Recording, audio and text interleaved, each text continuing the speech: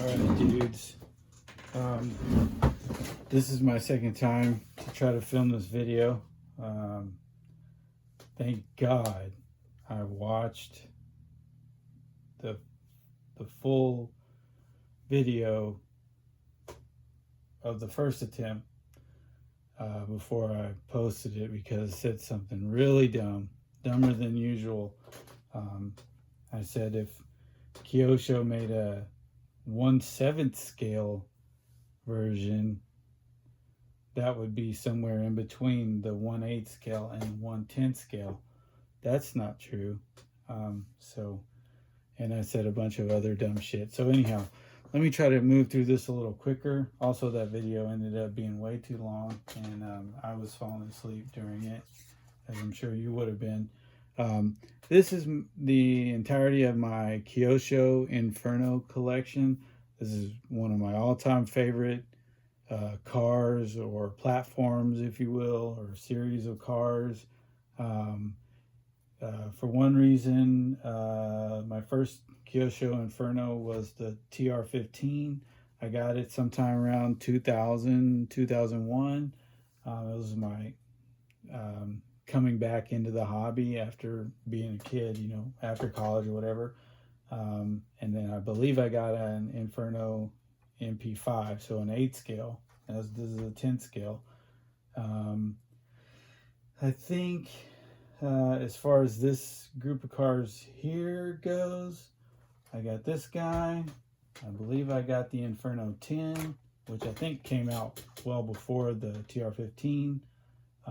Then I got the old TR15 Ready set. We'll look at each one of these individually. Then I picked up the Kyosho Inferno, we'll say 1/2/8. That's a 1/16 scale. These three are all 1/10 scale. This is 1/16. And this is my final piece of my Inferno collection, is the 1/24. This is an Inferno Mini Z.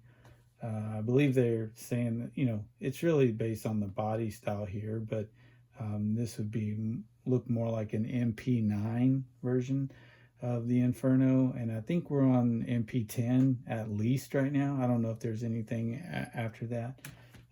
Anyhow, let's look through these real quick. The reason I've been wanting to do this video on the Inferno series, or a video, and I hadn't, because I just, every time I see one of these, it looks too expensive to me for such a small car.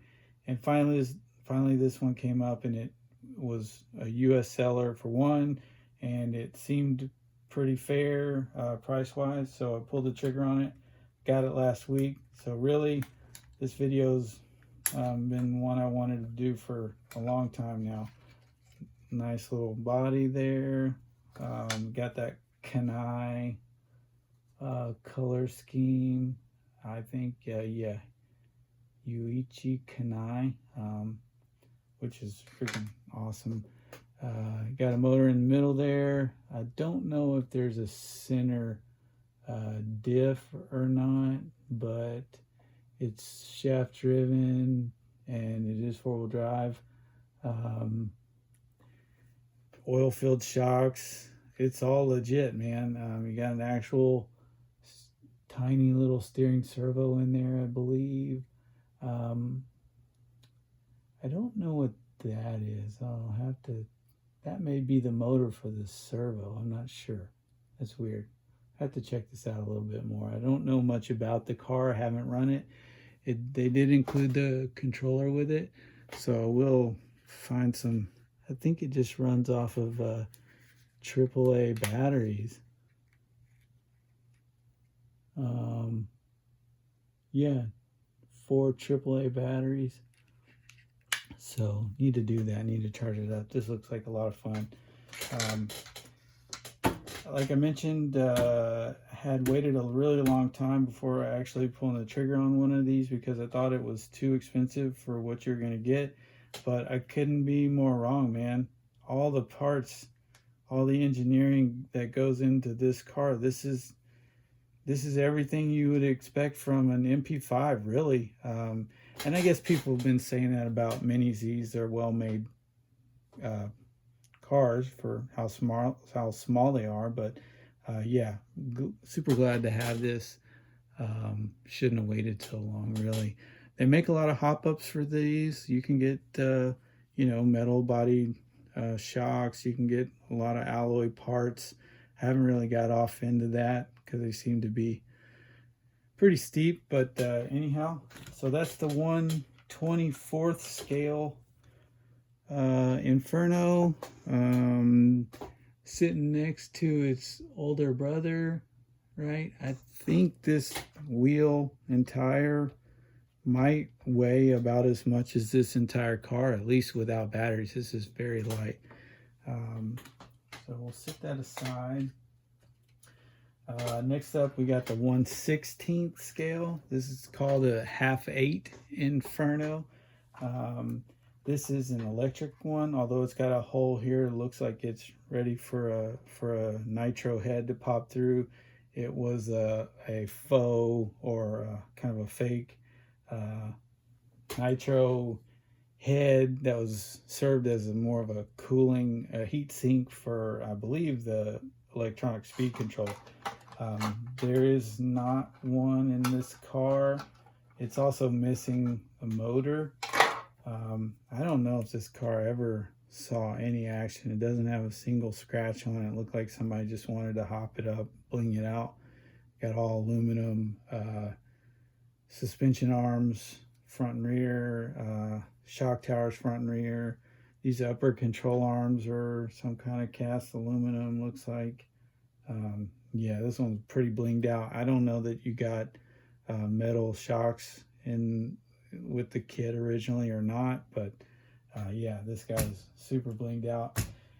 Again, same kind of similar situation with this guy here. I waited a very long time before getting one of these. I still want a nitro version with the little Serio 0.09.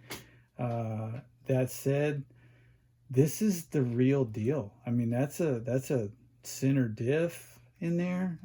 It's not sealed, but like this is an Inferno through and through, no question. No shortcuts really taken here. This is not a replica with the body on. Like, this is an actual scaled down Inferno throughout. Yeah, shockingly well made, really. Glad to have both of these, but I do want to get a nitro version at some point. All right, I'm gonna set this one aside. Next up, we got the 1/10 scale versions. You've seen this car quite a bit. Now, I would say this: the 10th scale Infernos are a little different from these three. How so? How is that different? Well, okay, let's say this: the two TR15s are more like an original Inferno. The Inferno 10 is probably the oddball here, really. You got shaft driven, just like everyone else. No center diff. This was a kit version, so you had to build at least most of this. Part of it was built when you got it in the kit. This is a 0.15, I believe, and this is a Kyosho engine. This one was not really a stunner, and I blew the first one up pretty quick after just doing some laps on a baseball field. So not sure if Kyosho were really making all that reliable engines or if I just ran it too hard. And I also don't know which percentage nitro I was running at the time. Maybe I got 20% or even 30%. Not really sure, but this has got to be probably this one and this one are my favorite Infernos I've ever had. They're just badass. I used to take this thing to the track in like the early 2000s, back before they kind of outlawed all nitro cars. And this just got so much attention at the track. People were like, "What is that? Is that a mini 1/8 scale?" Or whatever. I got teased a bit about it too, but this thing swallows up a big track. It can run out there with the big boys. And I believe I had like a Pico, pretty hopped up engine in the one I had back in 2000, and it was just badass. So this is legit. This one's pretty banged up. Still needs some more love, but love this car regardless. They come up. There's some on eBay right now. Go for it. We got next up. We'll just look at the ready set version. They made some improvements in some ways. Oh crap! Sorry. I said I was gonna try to go through this quicker, but you can see some subtle differences in the suspension. Like you got that 3-piece bar here, and you notice where it's connected. It's further out on the original, and it's more like in the middle of the upper control arm on the ready set. Not sure why they changed that, but they did. Some of the parts are interchangeable between cars, some are not. The outdrives are beefier on this car, and I believe the reason they did that is because this is a 0.18 engine. You got a little more power here than you had in the original kit.